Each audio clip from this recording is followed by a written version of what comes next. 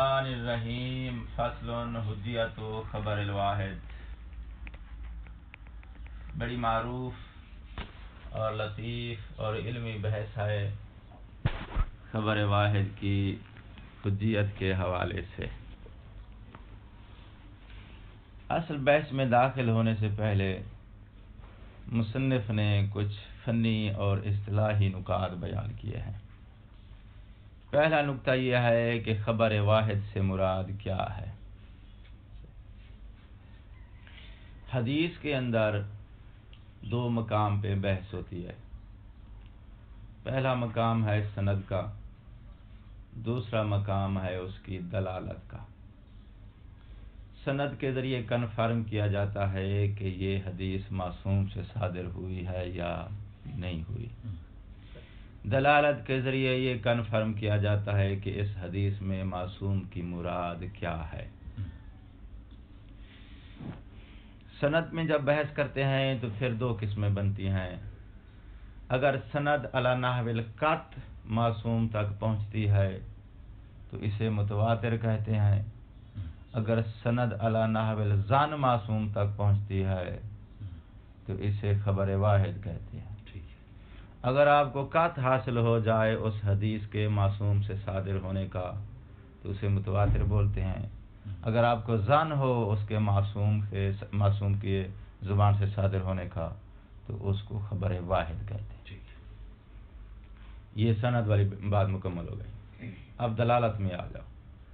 اگر آپ کو قطع حاصل ہو جائے کہ اس حدیث سے معصوم کی یہ فلاں چیز مراد ہے تو اس وقت اس حدیث کو نص کہتے ہیں، اور اگر آپ کو ظن ہو کہ اس حدیث سے معصوم کی فلاں شے مراد ہے تو اس وقت اسے ظہور کہتے ہیں۔ ٹھیک ہے؟ ظہور کے حوالے سے بحث گزر چکی ہے۔ ظہور حجت ہے یا حجت نہیں ہے، بحث گزر چکی ہے۔ اچھا، باقی رہ گئی نص والی جہت۔ نص والی جہت کا دوسرا نام آپ قطع کہہ سکتے ہیں۔ ٹھیک ہے؟ کہتے ہیں اس نص والی جہت سے یعنی قطع والی جہت سے بحث نہیں کریں گے۔ کیوں؟ اس لیے کہ قطع کی بحث پہلے گزر چکی ہے اور قطع کی حجت ذاتی ہے۔ جب قطع کی حجت ذاتی ہے تو اب جہاں جہاں قطع جائے گا وہ شے حجت ہو جائے گی۔ لہذا اس کی نص والی جہت سے بحث کرنے کی حاجت نہیں ہے۔ ظہور والی جہت سے بحث کی ضرورت تھی اور وہ ہم نے پیچھے بیان کر دی ہے۔ اب آ جاؤ کہاں؟ سند والے مقام پہ۔ سند ہے قطعی تو وہ ہے متواتر۔ اس حدیث کو کہتے ہیں کہ یہ مفید علم ہے، مطلب یہ کہ قطع ہے آپ کو کہ یہ معصوم سے صادر ہوئی ہے۔ کہتے ہیں سند جب قطعی ہوگی تو اس کا مطلب ہے قطع پایا جاتا ہے اور قطع کی حجت ذاتی ہے، لہذا تواتر والی جہت سے بحث نہیں ہوگی۔ رہ گئی دوسری جہت، کون سی؟ کہ جب اس کی سند میں آپ کو ظن ہے تو اسے خبر واحد کہتے ہیں، لہذا خبر واحد کی حجت سے بحث ہوگی۔ ٹھیک ہے جی؟ مصنف کہتے ہیں ہم خبر واحد کی حجت سے بحث کریں گے، اور یہ ہماری بحث کا موضوع جو ہے وہ موجبہ جزیہ ہے۔ موجبہ جزیہ کی نقیض کیا ہے؟ سالبہ کلیہ۔ موجبہ جزیہ کا مطلب یہ ہے کہ بعض اخبار الاوحاد حجت، یہی موجبہ جزیہ بنے گا نا۔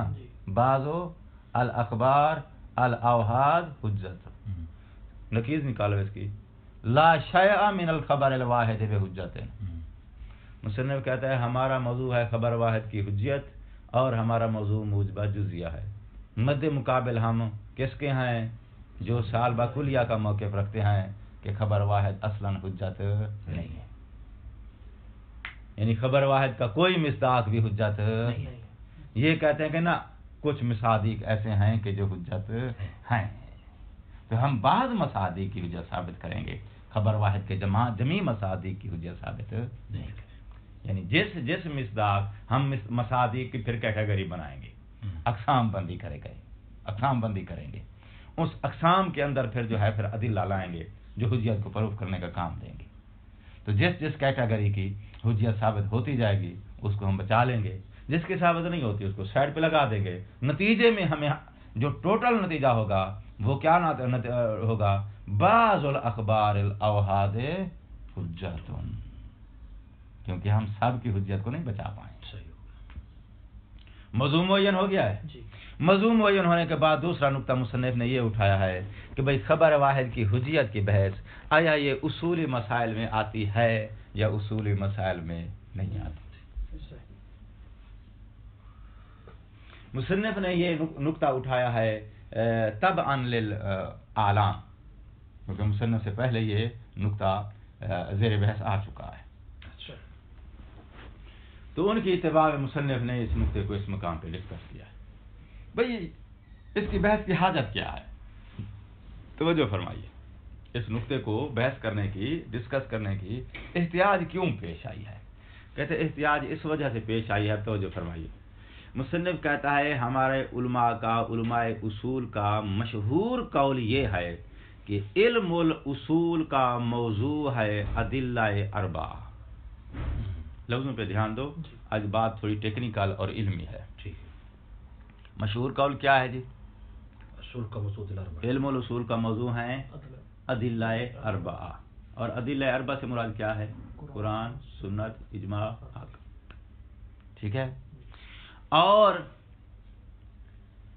بہت ساری چیزیں ایسی ہیں جن کے اوپر یہ چار، یعنی گویا ہمارا موضوع جو ہے یہ چار چیزیں ہیں، تو جس پر قرآن صادق آئے گا وہ بھی علم الاصول کا موضوع بنے گا، جس کے اوپر سنت کا لفظ صادق آئے گا وہ بھی علم الاصول کا موضوع قرار پائے گا، جس کے اوپر اجماع کا لفظ صادق آئے گا وہ بھی موضوع بنے گا، جس پہ عقل کا نام صادق آئے گا وہ چیز بھی موضوع بنے گی، جس پر ان چار میں سے کوئی صادق نہیں آئے گا وہ موضوع شمار نہیں ہوگی۔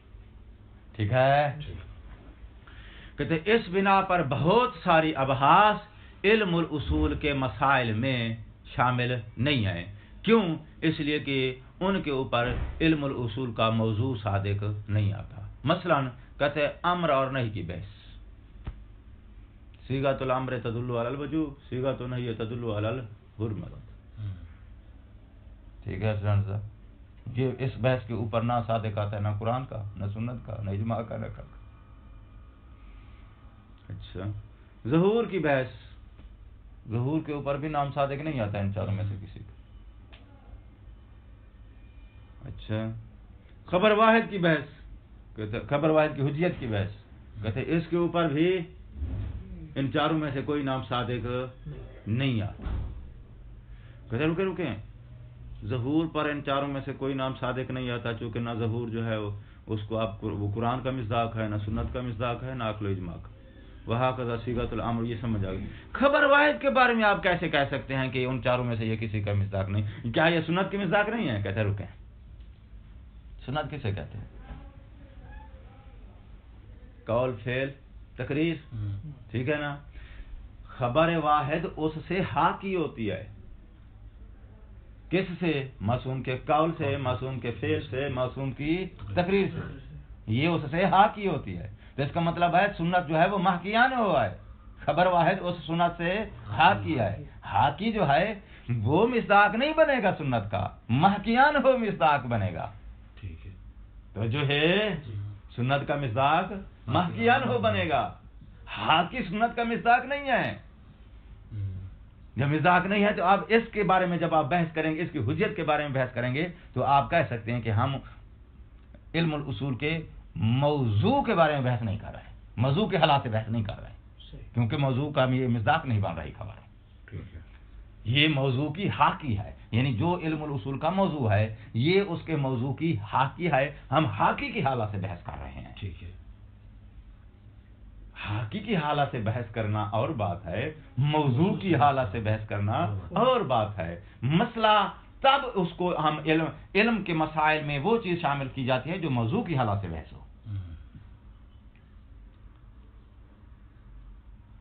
تو لہذا نتیجہ یہ نکلا کہ خبر واحد کی حجیت کی بحث علم الاصول کے مسائل میں درج نہیں ہوتی۔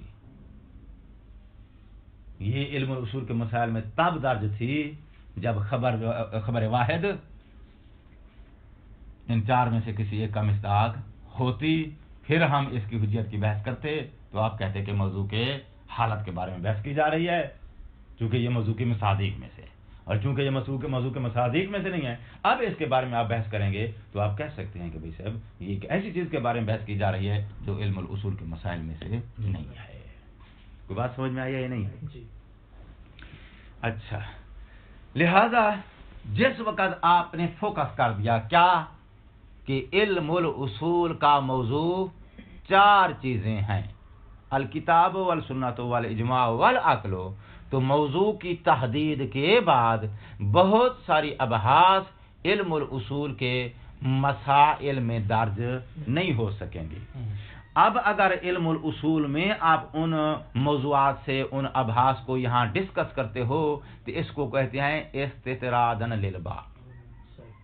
تھوڑی بہت اس کی مناسبت تھی ہماری اصل بحث کے ساتھ، تو اس کو مکمل کرنے کے لیے ہم نے اس کو بھی بیان کر دیا ہے، ورنہ یہ ہماری اصل بحث کا حصہ نہیں ہے۔ بات سمجھ میں آئی ہے نہیں؟ اچھا، تو یہ اشکال ہے خبر واحد کی حجیت پر کہ بھئی خبر واحد کی حجیت کی بحث جو ہے یہ اصل مسائل میں سے نہیں ہے۔ مصنف نے اب ریپیرنگ دی ہے کہ بھئی ہم کوشش کرتے ہیں جس کے ذریعے کیا کریں گے، خبر واحد کی حجیت کی بحث کو ہم مسائل میں درج کر پائیں، علم الاصول کے مسائل میں درج کر پائیں، اس کو ہم استطرادی بحث کی بجائے اصلی بحث کا حصہ بنانے میں کامیاب ہو جائیں۔ اب ہم ریپیرنگ دیں گے اس کو درج کرنے کی، مسائل کے اندر اس کو درج کرنے کے لیے ایک ریپیرنگ دیں گے۔ ریپیرنگ بیان کرنے سے پہلے ایک تمہید کا نقطہ سنو۔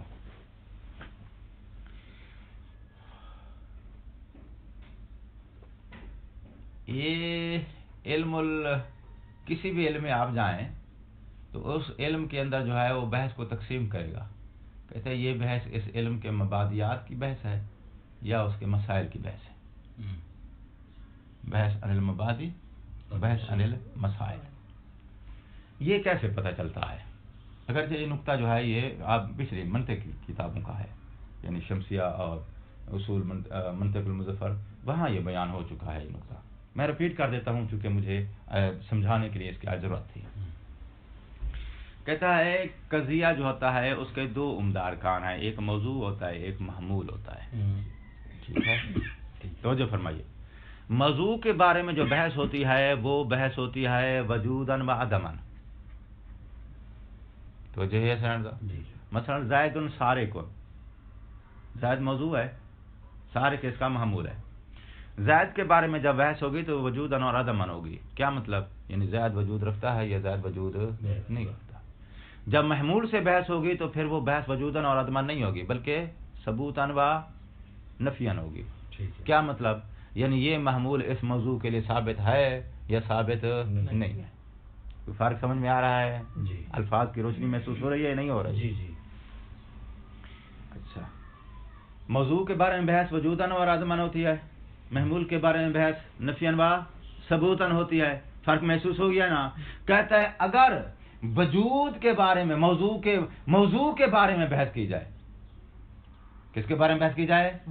موضوع کے بارے میں بحث کی جائے تو اس وقت یہ بحث مبادیات میں شمار کی جاتی ہے، اگر محمول کے بارے میں بحث کی جائے تو یہ بحث مسائل میں شمار ہوتی ہے۔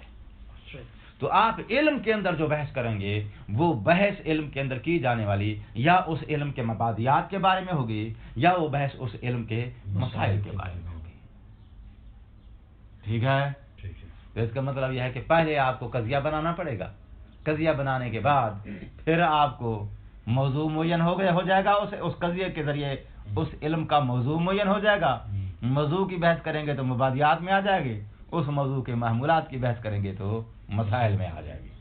اب ضروری نہیں ہے کہ ایک موضوع کا ایک ہی محمول ہو، علم میں جب بحث کی جاتی ہے تو وہاں ایک محمول نہیں ہوتا، اس کے ہزاروں محمولات ہیں، جتنی یعنی موضوع ایک ہی رہے گا۔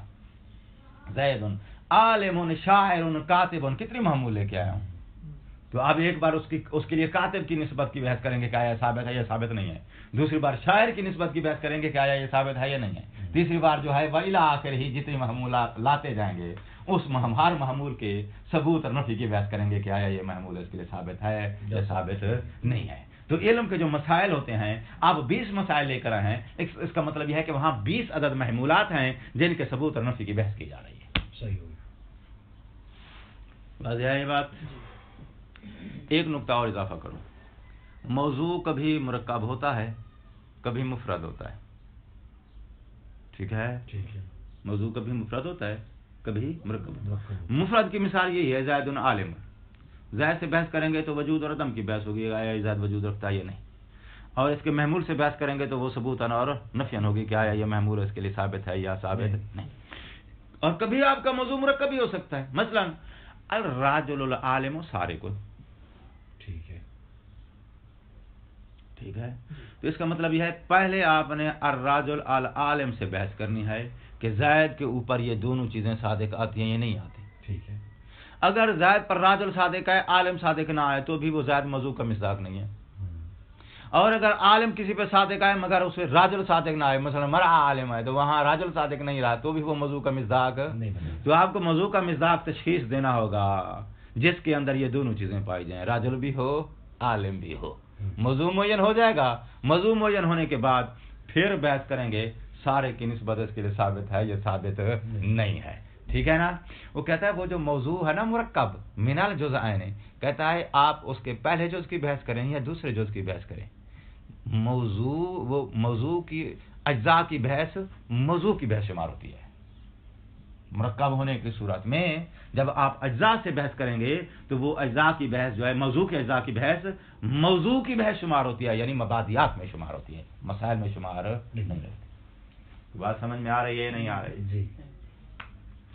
ये नुक्ता इसलिए हमने इजाफा दिया है ताकि आपके ज़हन में ये डाउट खत्म हो जाए कि मबादा ये कि अगर आपका मौजू मुरक्कब है तो उसकी सिफत हम जो बहस करेंगे तो उसकी सबूत अनुवादमन बहस नफियन तो बहस नहीं होगी ना ना। अगर नफियन व इस बात में बहस करेंगे तो महमूल हो जाएगी।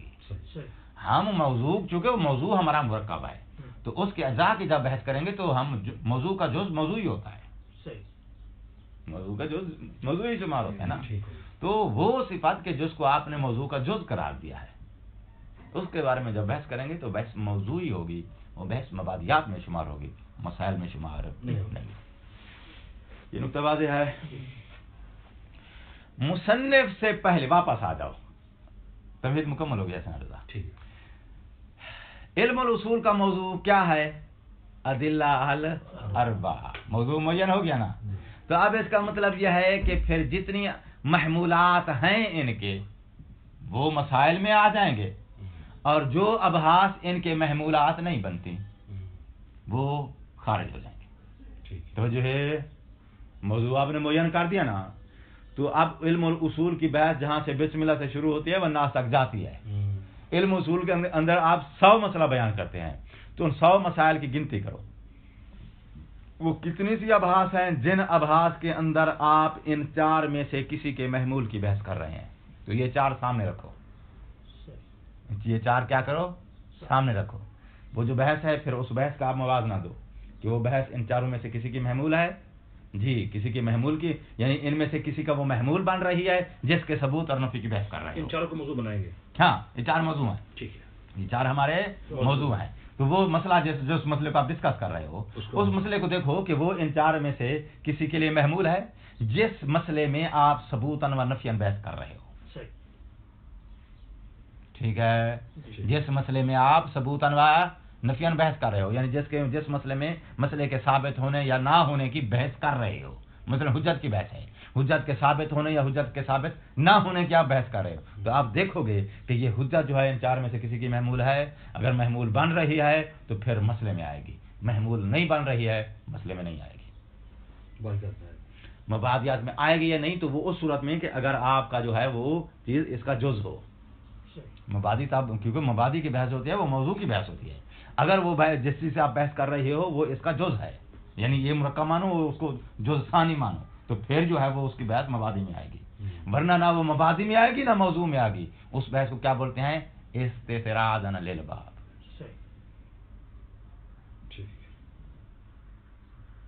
तस्वीर को कवर करो यार। ना मौजू में आए ना मामूल में आए तो वो उस बहस की अदरा मुनासबत थी आपकी असली बहस के साथ, तो उसको आपने बयान कर दिया, तो वो बहस ना मबादी में आती है ना मसाइल में। उसको क्या बोलते हैं? तरदन लिल बाब। हमने बाब के इतराद की खातिर, तवसिया की खातिर, ताकि जो है वो बहस में जितनी वसअत थी हद्दुल इम्कान हमने सारी जो है वो बहसें बयान कर दी। असल बहस का हिस्सा वो नहीं है। ٹھیک ہے. ہاں اگر وہی چیز جس سے آپ بحث کر رہے ہو وہ اس موضوع کا حصہ ہے تو پھر اس کا مطلب موضوع کے جز سے بحث ہے.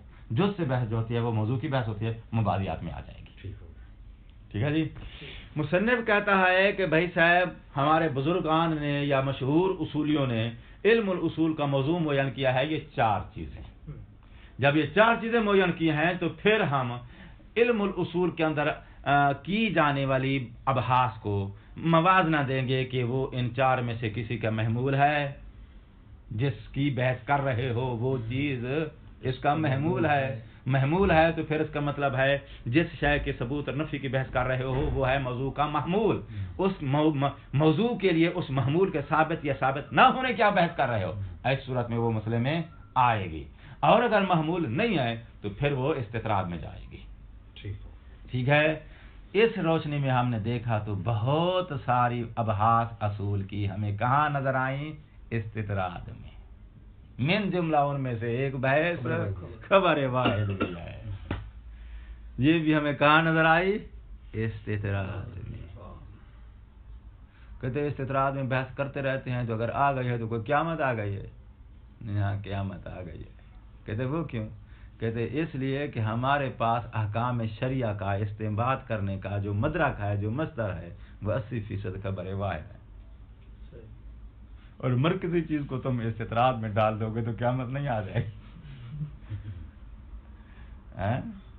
جو مرکزی چیز ہے، جو ہماری اصل عمدہ چیز ہے، جس سے ہم نے اپنی فقہ کا سارا جو ہے اگلا پورا نظام چلانا ہے، وہ اصول میں ہے ہی نہیں. وہ اس ہماری اصول کی مرکزی بحث میں نہیں آتی. تو 80% حصہ ہمارے پاس جس مدارک کا جن سے ہم نے احکام لینا ہے ان کے بارے میں بحث کو آپ استطرادی بحث کہیں گے تو پھر اصول کے پلے کیا بچے گا؟ ٹھیک ہے. لہذا ہم نے اس کو استطراد سے نکال کے کہاں لانا ہے؟ مسائل میں لانے کے لیے جو بزرگان ہیں مصنف سے پہلے انہوں نے اپنے طریقے پر کوشش کی ہے. مصنف نے ان کی ریپیئرنگ کو قبول نہیں کیا ہے. انہوں نے اس بحث کو مسائل میں درج کرنے کے لیے جو ریپیئرنگ دی ہے، جو طریقہ اور دلیل وہاں انہوں نے دی ہے، مصنف نے اس کو قبول نہیں کیا. مصنف کی نظر میں وہ بنایا گیا یا طریقہ جو بھی انہوں نے طریقہ اختیار کیا ہے اس طریقے کے اوپر مصنف کو اشکال ہے. جس کی وجہ سے مصنف نے پھر اپنی ریپیئرنگ دی ہے، اپنا طریقہ دیا ہے، جس کے ذریعے اس بحث کو وہ لے کے آیا ہے کدھر؟ مرکزی مسائل کے اندر داخل کرنے میں کامیاب ہو گیا ہے. تو اب ہم پہلے مصنف کا طریقہ بیان کریں گے، پھر ہم اسلاف کے طریقے بیان کریں گے اور مصنف کے جو اشکالات ہیں ان پر وہ بھی بیان کریں گے. ڈیزائن ذہن میں آگے ساری بحث کا یہ نہیں آیا. جی آئیے مصنف صاحب آپ کے پاس کیا طریقہ ہے خبر واحد کی بحث کو اصول کے مسائل میں درج کرنے کا؟ کہتا ہے میرے پاس طریقہ یہ ہے کہ آپ جو موضوع ہے نا وہ کیا ہے ادلہ اربعہ، کہتا نا موضوع آپ کا جو ہے اس کا دائرہ بڑا کر دو. پھر جو ہے موضوع کا دائرہ کیا کرو؟ بڑا کر دو. جو چیز موضوع کے دائرے سے کھا رہی تھی دائرہ بڑا کرنے کے بعد دائرے کے اندر آ جائے گی. ٹھیک ہے. کہتے دائرہ کیسا بڑا کریں گے؟ کہتے میں بتاتا ہوں. آپ نے کہا ہے کہ بھئی یہی 4 چیزیں موضوع ہیں. کہتے میں کہتا ہوں نا سنو، اب دائرہ بڑا کرنے لگا ہے مصنف، بڑی ٹیکنیک لے کے آیا ہے وہ مصنف. کہتا دیکھیں دائرہ بڑا کرنے کے لیے میں آپ کو ایک ملاک دیتا ہوں، اس کے ذریعے دائرہ بڑا ہو جائے گا. وہ ملاک یہ ہے، کہتا ہے ہر وہ بحث اس بحث کے مکمل ہونے کے بعد جو آخر میں آپ نتیجہ فائنل کریں گے، نفیان یا اس بات ہم جو بھی فائنل کریں، جو نتیجہ آخر بحث جو ہے، آخر اونٹ نے ایک کروڑ تو بیٹھ نہیں ہے نا، کھڑا رہے گا وہ. تو بحث جب ختم ہوگی تو اس نے کوئی نتیجہ دینا تو ہے نا، یا نفیان یا اس بات. ٹھیک. جو اس نے نتیجہ دیا ہے اس بحث نے، اس نتیجے کو توجہ فرمائیے، اس نتیجے کو آپ جا کے ملائیں کس کے ساتھ؟ اس مصدر کے ساتھ جہاں سے آپ نے حکم شرعی کو استخراج کرنا ہے، استنباط کرنا ہے. حکم شرعی کا آپ نے جس مصدر سے استنباط کا ترجمہ مطلب کیا ہوتا ہے؟ استخراج الحکم الشرعی मिन मस्दरिही अल मौहूद। जहाँ से वो जिस रवायत से लेते हैं। अहसनतुम। हुक्म शरी को आपने निकालना है उस मस्दर से जो मस्दर उसका मौहूद यानी कि जिसको आप पहले प्रूफ कर चुके हैं कि यहाँ से निकल सकता है। आहद से मौहूद लिया है उसने, आप जिसका अहद कर चुके हैं कि इससे निकल सकता है। अच्छा, तो आप नतीजा कहां से लिया आपने? उस बहस से। इस नतीजे को मिलाएंगे किसके साथ? मस्दर से। मस्दर के साथ मिलाओ, मस्दर सुगरा, नतीजा जो आपने वहां से निकाल के आए ये कुबरा, दोनों को मिलाओ। मिलाने के बाद आप उस मस्दर से हुक्म शरी निकालो। एक है मस्दर जहां से हुक्म शरी निकलना है, नतीजे को आपने हुक्म शरी के साथ नहीं मिलाना बल्कि उस मस्दर के साथ मिलाना है। क्यों मिलाएंगे? ताकि भाई उस मस्दर को इस नतीजे को मिलाने के नतीजे में या मिलाने के बरकत से आप वो हुक्म शरी उससे कशफ कर सकें जो उस मस्दर के अंदर मख्फी है। लफ्ज़ों पे ध्यान दो यार। नतीजा कहां से लेना है? इल्मुल उसूल से। नतीजे को मिलाना किसके साथ है? मस्दर से। दोनों को मिलाने के बाद क्या निकलेगा? मस्दर के अंदर छुपा हुआ वो हुक्म शरी जिसको आप हासिल करने की खातिर इस नतीजे को उसके साथ मिलाते हो। इसको इस्तिलाही ज़बान में कहते हैं सुगरा और कुबरा। मस्दर सुगरा बनेगा, इल्मुल उसूल से जो फाइनल नतीजा मिला है बहस को, ये उसका कुबरा बनेगा। ठीक है हज़रात साहब? सुगरा कुबरा सीढ़ी होती है, नतीजे में आपको वो हुक्म कशफ हो जाएगा जो उस मस्दर के अंदर छुपा हुआ है। वाज़ेह में यही नहीं? अच्छा, मुसन्निफ कहता है कि हर वो बहस जिसका नतीजा मसादिर शरिया से हुक्म शरी कशफ करने के लिए उस मस्दर के साथ बतौर कुबरा जाम हो सकता है, उस बहस को हम इल्मुल उसूल के मसाइल में दर्ज करेंगे। जिसका नतीजा वहां हमें कुबरा के तौर पे कार आमद नहीं है, उसको मसाइल में दर्ज नहीं करेंगे। तो जो है तो कहते हैं इस मिलाद की रोशनी में मौजू का दायरा हो जाएगा बड़ा। पहले आपका मौजू मुकय्यद था 4 चीजों के अंदर, अब जो है उन 4 के अलावा हमने बहुत सारी चीजें का इजाफा कर दिया, मौजू का दायरा वसी कर दिया है। तो अब वो तमाम मसाइल जिनके नतीजे को आप मस्दर के साथ मिलाओगे तो मिलाने के नतीजे में हुक्म शरी वहां से कशफ होगा, वो यहाँ मौजू के अंदर दर्ज हो जाएगा। जब मौजू के अंदर दर्ज हो जाएगा तो फिर उस मसले में आप जिस शय के सबूत और नफी की बहस कर रहे हो वो मौजू की इल्म के मौजू के महमूल के सबूत और नफी की बहस हो जाएगी। मस्दर कुरान और रिवायत होता है।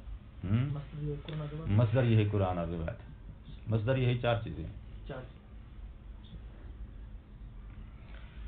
ठीक है जी। मिसाल सुनो, कहते हैं मसलन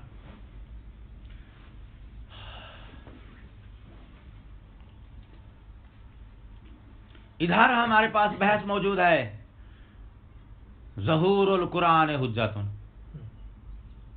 ठीक है जी, ज़हूरुल कुरान हुज्जतुन। मौजू और मामूल मुअय्यन करो। ज़हूरुल कुरान मौजू अहसंत। बहस ज़हूरुल कुरान की हो रही है या हुज्जतुन की हो रही है? साबित सबूत और नफी किस क्या हो रहा है? हुज्जत का। हुज्जत साबित है ज़हूर के लिए या साबित नहीं है? ठीक हो गई ना बात? अच्छा, इसका मतलब है ज़हूरुल कुरान है मौजू कज़िये का, हुज्जतुन ये महमूल है जिसका सबूत और नफी की तुम बहस कर रहे हो। ठीक है? अच्छा, तो नतीजे में आपको क्या मिलता है? 2 में से एक चीज, ज़ाहिरुल कुरान हुज्जतुन, या ये नतीजा मिलेगा या मिलेगा कि ज़ाहिरुल कुरान लैसा बे। ठीक है ना? 2 में से एक ही नतीजा मिलेगा। तो कुछ उलमा ने ये लिया है, कुछ उलमा ने ये लिया। ठीक है ना? अब इस नतीजे को मिलाना है तुमने किसके साथ? मस्दर के साथ। मस्दर क्या है? ये नतीजा मिल गया ना आपको इधर से। नतीजा नहीं मिला अभी तक, मुझे निकल पर कौन सा है जितने कोई एक ले ले, इनमें से जो आप भी निकल नतीजा इनमें से आप एक ही नतीजा लोगे या दोनों ही लोगे? एक ही लेंगे, दलील के बाद कन्फर्म हो जाएगा, जो भी कन्फर्म हो जाए जो भी कन्फर्म, उसको मस्तर के साथ मिलाओ, उसको मुसर के साथ होना। अब आपके नजदीक साबित नहीं हुआ तो आप जब मुसर के साथ नहीं मिलाएंगे, मेरे नजदीक साबित हो गया तो मैं जाके मिलाऊंगा, ठीक है ना? मस्तर जो कुरान की आयत है उसके साथ मिलाएंगे। अब आयत के साथ मिलाऊंगा। आयत क्या है जी? सीगातुल अम्र ज़ाहिरुन फिल वजूब, ठीक है जी। अकीमुस सलात सीगातुल अम्र है, सीगातुल अम्र। अच्छा, और हम देखेंगे कि ये जो सीगातुल अम्र है ये वजूब के अंदर ज़हूर रखता है या नहीं रखता? जी वजूब के अंदर ज़हूर रखता है। अब ले अजूब नतीजा इसके साथ मिला दो। सीगातुल अम्र ज़ाहिरन फिल वजूब है, कुल्लु ज़ाहिरन व ज़ाहिरुल कुरान है हुज्जतुन, नतीजा क्या निकलेगा? ज़हूरुल कुरान फिल वजूब हुज्जतुन, ज़हूरुल कुरान फिल वजूब हुज्जतुन। ये जो कुरान का ज़हूर वजूब में पाया जाता है ये ज़हूर हुज्जत है, तो इससे नतीजा क्या निकलेगा? वजूब हासिल हो जाएगा, ठीक है ना? ठीक है। तो कहता है इस बिना पे हमने ज़हूरुल कुरान, चार चीजों के साथ हमने पांचवी चीज ज़हूरुल कुरान भी खड़ी कर दी, ठीक है ना? क्योंकि ज़ाहिर ज़वाहिर जो है ये मौजू हो जाएगा, हुज्जत उसका महमूल हो जाएगा। इसी तरह उन पांच के साथ छठी चीज हम जो है खबर वाहिद भी खड़ी कर देंगे। खबर वाहिद मौजू हो जाएगा किसका? इल्मुल उसूल का। इसकी हुज्जियत की बहस वो महमूल का सबूत और नफी की बहस हो जाएगी, वो मसाइल में आ जाएगी। तो आप मौजू का दायरा बड़ा करते जाएं, चार चीजों तक महदूद न रखें। अच्छा, हम दर पाया है कि हमने खबर वैद को के लिए हुज्जियत को साबित करना है, हुज्जियत ये नहीं है। अब ये साबित होगा तो हम इसके नतीजे को उसके मस्तर के साथ मिलाएंगे, तो हम मौजू में उसमें इजाफा करेंगे उसमें ना ना, ये साबित नहीं है तो हम कैसे मिलाएंगे? नहीं। कानून ये है कि भाई एक है मौजू, एक है उसका महमूल, ठीक है ना? महमूल में बात होती है नफी और इस्बात की। नफी और इस्बात की सूरत में आपकी अदिल्ला आपको या नफी की तरफ ले जाएंगे या इस्बात की तरफ ले जाएंगे, ठीक है ना? टोटल नतीजे में आपको नफी की तरफ ले जाती हैं तो आप नफी के कायल हो जाते हैं, सबूत की तरफ ले जाते हैं तो आप सबूत के कायल हो जाते हैं, ठीक है, हो गई ना बात? अच्छा, लेकिन वो जो सिचुएशन है ना बहस के मुकम्मल होने की बाद की, बहस के मुकम्मल होने की बाद की, कहते हैं उस सिचुएशन तक आप पहुंचेंगे तब जब पहले आप जिस शय की हुज्जियत की बहस कर रहे हैं उस शय को पहले आप इल्म के मौजू में शामिल करेंगे।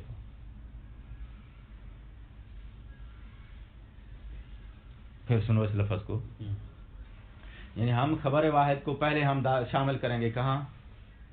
इल्मुल उसूल का मौजू के दायरे में। फिर करेंगे इसकी हुज्जियत की बहस। हुज्जियत की बहस करने के बाद आप या नफी के कायल हैं या इस बात के कायल हैं। नफी के कायल होने की सूरत में दायरे से बाहर निकाल देंगे, बात ही खत्म, बस खत्म। सबूत की सूरत में आपने गोया है मौजू के लिए उसके महमूल को मुकम्मल कर दिया, ठीक है ना? और अगर आप खबर वाहिद को मौजू के दायरे में दाखिल नहीं करते, दायरे से ही बहर है, तो अब चाहे आप नफी के कायल हूं या सबूत के कायल हूं, दोनों सूरत में आपने जो बहस किया है वो मौजू के बारे में बहस ही नहीं किया है। क्योंकि मौजू के बारे में बहस करने के लिए पहले जो है बहस करने से पहले आपको यह साबित करना होता है कि यह मौजू के दायरे में है या मौजू के दायरे में नहीं है। आपने मौजू का दायरा, आपके पास है इल्म उसूल, और इल्म उसूल जो है उसके हैं ये मसाइल और ये हैं उसके मौजूआत। मौजूआत के अंदर आपने चार चीजें रखी हुई हैं। आगे जिन चीजों के बारे में बहस कर रहे हैं उनमें से एक खबर वाहिद है, वो खबर वाहिद यहाँ मौजू में है ही नहीं। तो आप खबर वाहिद की जब हुज्जियत की बहस करेंगे तो आप चाहे हुज्जियत के कायल हो जाए नतीजे में जाके या उसकी नफी के कायल हो जाए नतीजे में जाके, तो लाजम यह आएगा कि आप ऐसी चीज के बारे में बहस कर रहे हैं जो मौजू में शामिल नहीं है। तो आप नफी के कायल हूं या इस बात के कायल हूं वो बाद में देखा जाएगा, वो नतीजे में जाके फाइनल होगा। पहले आप ये तो तय करें कि आप जिस बहस को आप यहां बयान कर रहे हैं वो बहस मौजू की मुतलका बहस है। तो मौजू की मुतलका बहस कहलाने के लिए पहले आपको जरूरी है कि खबर वाहिद की حجیت کی بحث کرنے سے پہلے خبر واحد کو پہلے خود آپ موضوع کے دائرے میں پہلے داخل تو کریں. ٹھیک ہے. یعنی خبر واحد حجت ہے یا نہیں، خبر واحد کے لیے حجیت ثابت ہے یا ثابت نہیں، یہ حجیت کو ثابت کرنا یا ثابت نہ کرنے کی بحث یہ بعد میں آئے گی. پہلے آپ خبر واحد کو علم الاصول کے موضوع کے دائرے میں تو داخل کریں. اگر موضوع میں داخل ہی نہیں کریں گے، داخل کیے بغیر آپ یہ بحث جو ہے یہاں علم الاصول کے اندر بیان کرنا شروع کر دیتے ہیں تو لازم آئے گا کہ آپ ایک ایسی بحث بیان کر رہے ہیں علم الاصول کے اندر جو علم الاصول کے موضوع میں شامل نہیں ہے. اور مسائل ان کو کہا جاتا ہے جو موضوع کے محمول کے بارے میں ہو. علم کے موضوع کے محمول کی بحث کو توجہ فرمائیے. علم کے موضوع کے محمول کی بحث کو مسئلہ کہتے ہیں. تو حجت خبر واحد جب موضوع کے دائرے میں داخل نہیں تو حجت جو کہ اس کی محمول ہے اس کی بحث پھر علم الاصول کا مسئلہ نہیں قرار پائے گی. دھیان ہے یا نہیں؟ خبر واحد علم الاصول کے موضوع کے دائرے میں درج نہیں تو پھر اس خبر واحد کی جو حجیت کی بحث ہے وہ ایک ایسے موضوع کے محمول کی بحث ہے کہ جو موضوع آپ کے علم کا موضوع نہیں ہے. جب وہ آپ کے علم کا موضوع نہیں ہے تو ایسے موضوع کی بحث جو علم کے موضوع سے خارج ہے اس کے محمول کی بحث کو اس علم کا مسئلہ نہیں کہیں گے. کسی اور شے کا مسئلہ ہو تو ہو، اس علم کا مسئلہ نہیں ہے. اس علم کا مسئلہ کہلانے کے لیے پھر آپ جس محمول سے بحث کر رہے ہیں پہلے ضروری ہے اس محمول سے بحث کرنے سے پہلے اس محمول کے موضوع کو آپ علم کے موضوع کے دائرے میں درج کریں. زائد تو زیادہ آسان نہیں ہو سکتا. تو لہذا مصنف نے کیا کیا ہے؟ ملاک دے دیا ہے. کہتا ہے اس ملاک کی روشنی پہ تولتے جاؤ، جس جس کا نتیجہ وہاں آپ کو کام دے گا، اس بحث کا جس بحث کا نتیجہ آپ کو وہاں کبرے کے طور پہ کام دے گا اس بحث کے موضوع کو آپ علم اصول کے موضوع کے باب میں درج کرتے جاؤ. تو ہم نے دیکھا ظہور کی حجت کی بحث، خبر واحد حجت کی بحث، اسی طرح جتنی ابحاث باقی ہیں وہ سارے اسی قاعدے کے اور ملاک کے زمرے میں آتی تھیں. ان کی بحث کا نتیجہ ہمیں وہاں مصدر کے ساتھ ملانے میں کبرے کے طور پہ ایک کارآمد ہے، یعنی کبرا بن سکتا ہے یا کبرا نہیں بن سکتا ہے. یہ وہاں پر جو ہے کوالٹی ان ابحاث کے اندر موجود ہے. تو اس کبرا بننے یا کبرا نہ بننے والی کوالٹی کے پیش نظر ہم نے پھر ان محمولات کے موضوعات کو ادھر درج کر دیا ہے. تو ان موضوعات میں سے ایک موضوع جو ہے وہ خبر واحد بھی ہو گئی اور ظواہر بھی ہو گئے، صیغۃ الامر بھی ہو گیا، صیغۃ النہی بھی ہو گیا. سارے اسی زمرے میں یہ آ جاتے ہیں. تو مصنف نے کیا ٹیکنیک کیا ہے؟ موضوع کے دائرے کو بڑا کیا ہے اور دائرے کو کس قانون کے تحت بڑا کیا ہے؟ اس ملاک کے تحت بیان کیا ہے کہ ہر وہ بحث جو بحث مکمل ہونے کے بعد اس کا نتیجہ تمہیں وہاں مصادر کے ساتھ سغرا اور کبرا ملانے میں وہاں مصادر کو سغرا اور اس نتیجے کو کبرا بناؤ، حکم شرعی کے استنباط اور استخراج میں تمہیں وہاں فائدہ دے. آپ اس بحث کا سغرا کبرا بنائیں، موضوع محمول بنائیں، اور اس بحث کا جو موضوع ہے اس کو آپ ادھر موضوع میں لے آئیں تاکہ اس کی محمول کی بحث جو ہے مسائل میں آ جائے. موضوع کی بحث مسائل میں آتی ہے یا موضوع کے محمول کی بحث مسائل میں آتی ہے؟ محمول کی بحث مسائل میں آتی ہے. تو آپ بحث جب بھی کرو گے وہاں غلام والا ایک قضیہ ہوگا تمہارے پاس.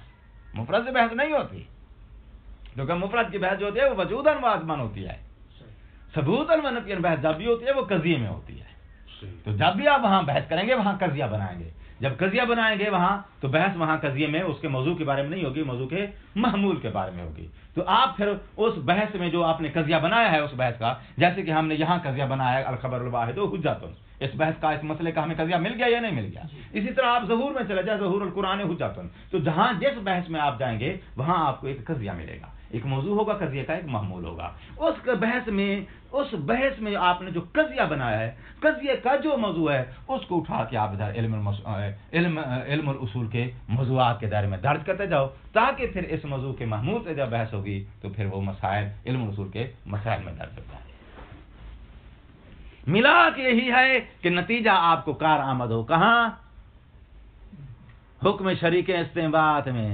مصدر کو لے لو گو صغرا، اس نتیجے کو لے لو کبرا. ملاک یہ ہے. اس ملاک کی اچھا اب کل فاعل مرفوع،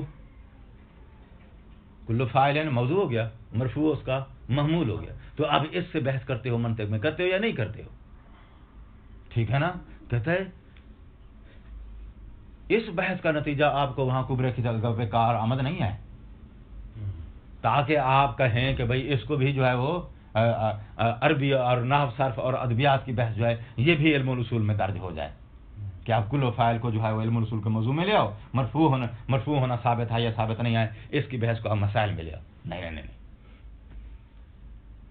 کیونکہ ہم نے ملاک وہاں معین کر دیا کیا کہ بحث کا نتیجہ وہاں کیا بنے؟ کبرا بنے۔ کل و فاعل مرفوع یہ وہاں اس بحث کا نتیجہ وہاں کبرے کے طور پہ استعمال نہیں کیا جا سکتا، جس کی وجہ سے آپ اس بحث کو علم المسائل، علم الاصول کے مسائل میں درج نہیں کر سکتے۔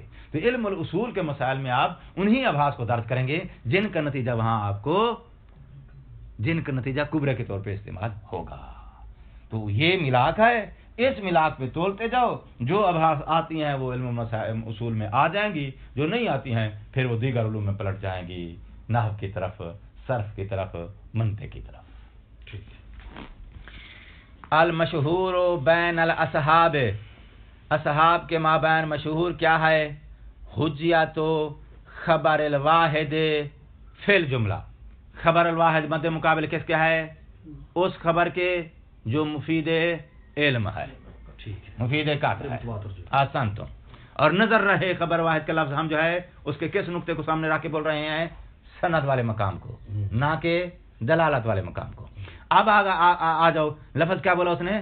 فعل جملہ۔ فعل جملہ کا کیا ترجمہ کریں گے؟ موجبہ جزیہ، یعنی کیا مطلب؟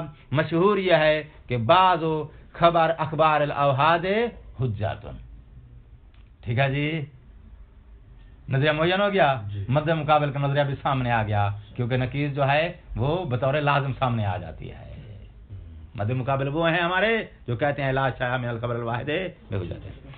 اچھا، اس کی حجیت جو ثابت ہے بالخصوص ہے۔ بالخصوص کا لفظ مصنف کئی بار بول چکا ہے۔ یہ بالخصوص کا لفظ جو بولا جاتا ہے یہ دلیل انسداد کے مقابلے میں بولا جاتا ہے۔ کیوں؟ اس لیے کہ دلیل انسداد جو ہے وہ ایک عمومی دلیل ہے جو حجت کو پروف کرنے کے لیے کام دیتی ہے، ظن کی حجت کو پروف کرنے کا کام دیتی ہے۔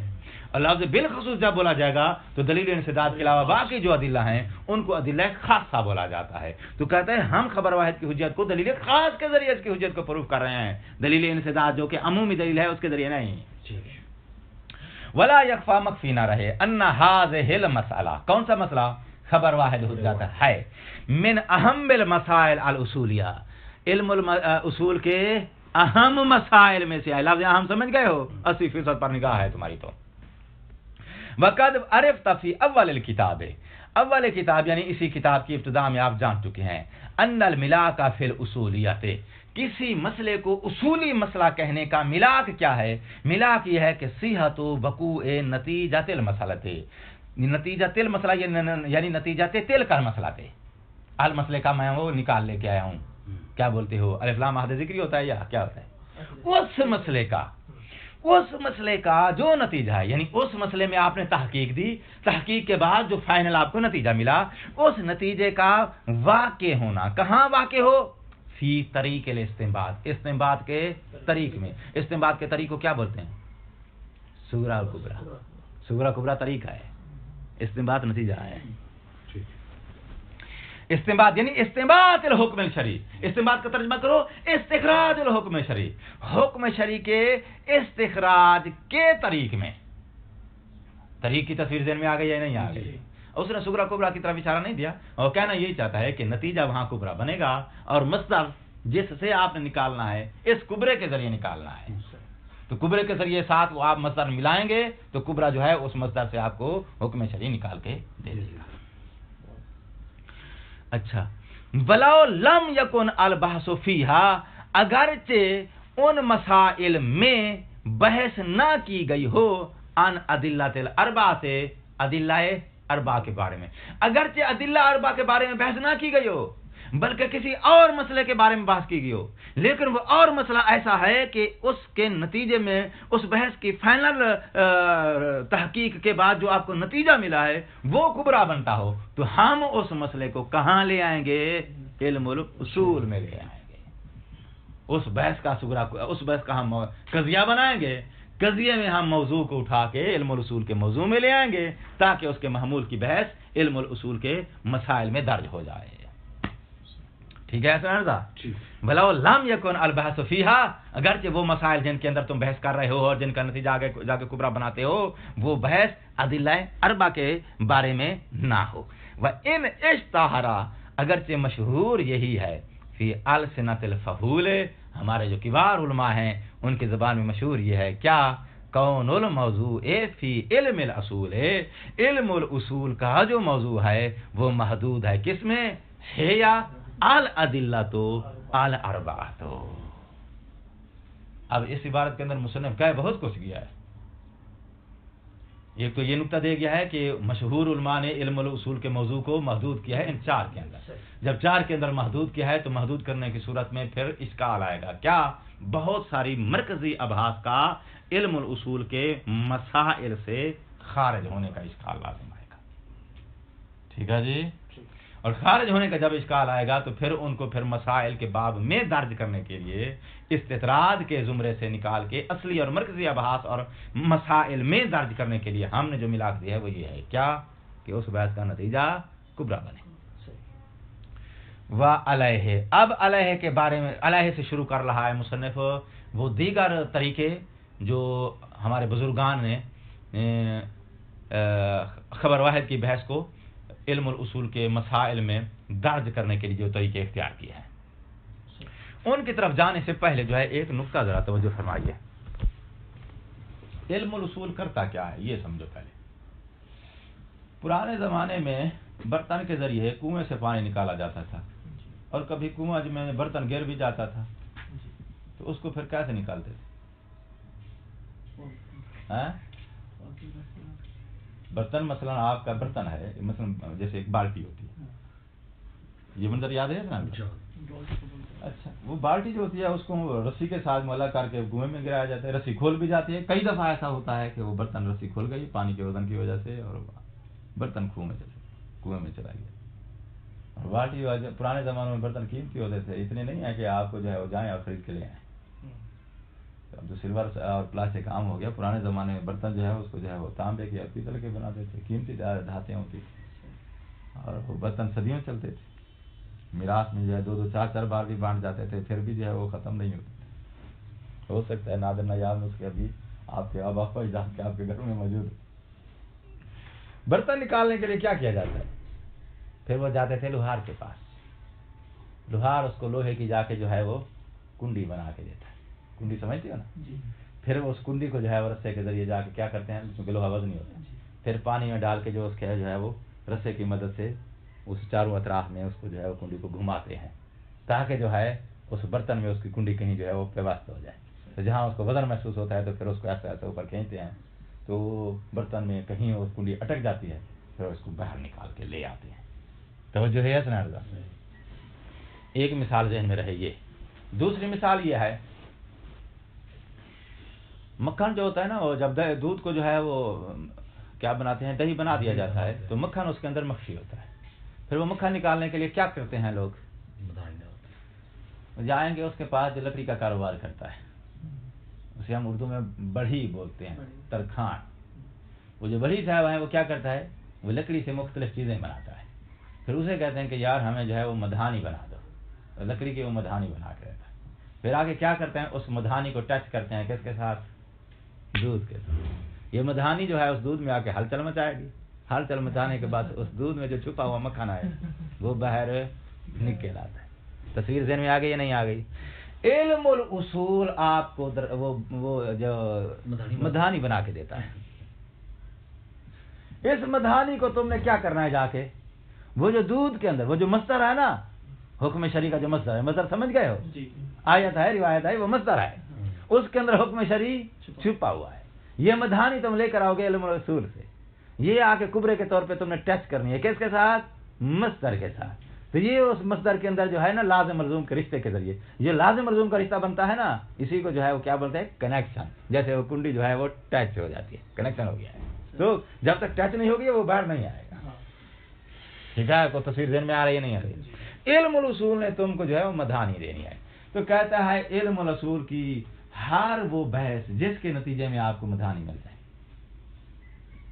جو اس مصدر کے اندر چھپے ہوئے حکم کو نکالنے کا کام دے، ٹھیک، اس مدھانی کو آپ جو ہے وہ کیا کرو، دھیان دو، اس کا جو موضوع ہے علم الاصول کے موضوع میں لے آؤ، تاکہ پھر اس کے محمول کی بحث علم الاصول کے مسائل میں درج ہو جائے. آسان ہو جائے، سے زیادہ آسان نہیں ہے.